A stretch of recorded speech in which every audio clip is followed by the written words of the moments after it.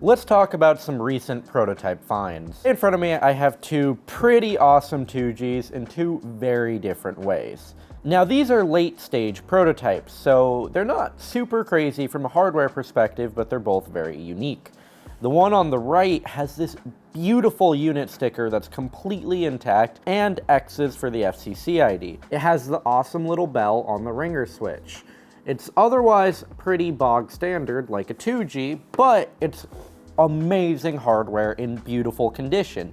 Shoot, this looks better than most 2Gs people actually used. On the left, I have another late stage 2G. This is a PVT revision, but as you can see, it's got some notes from an engineer here. It looks like the glass could have cracked at one point. They were doing some kind of force measuring test based off of the grams notated here. We've got more Sharpie up there, another sticker. This is common to what the factory stickers on these would have looked like, as well as it's a 4GB 2G, which I believe were the fewest produced 2Gs. Again, if we flip it over, it's got the awesome little bell on the ringer switch, otherwise a normal glass display with normal aluminum bezels.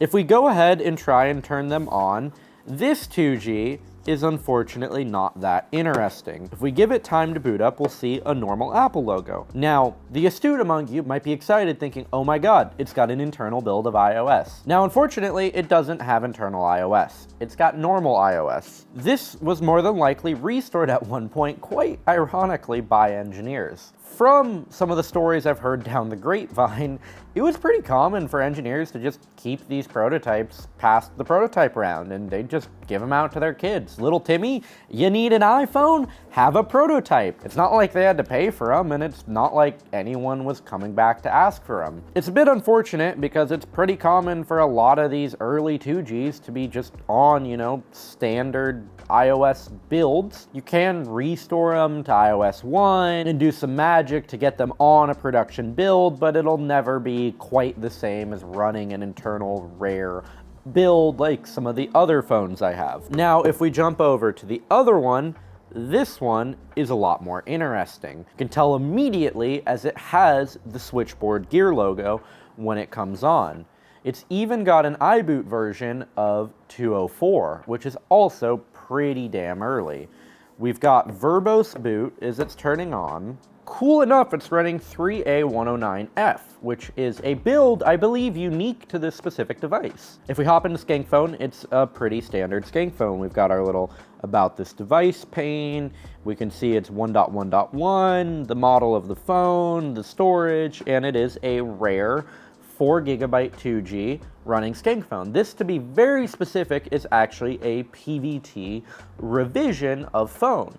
And I believe it's from about a month or two before the launch of the 2G, so definitely is they're ready to spin up the lines for the mass production release, but still earlier to make it a cool prototype. It's got our burn-in, AT command, rumble, sound wave, and operator. Operator works like it works on almost any other 2G. You've got Bluetooth, battery, serial number testing, touch testing.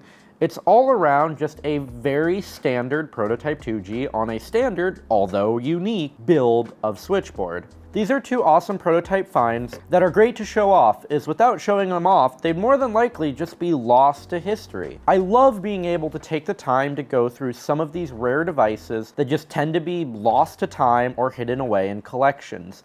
I hope to show off more devices like this in the future in quick little updates as they're discovered. If you want a deeper dive, or if you have a lead on more prototype devices, please let me know, and be sure to like and subscribe for more updates like these as I find more prototypes. I even have some awesome stuff in the grapevine, however, it's gonna take a bit of work to make sure they're running.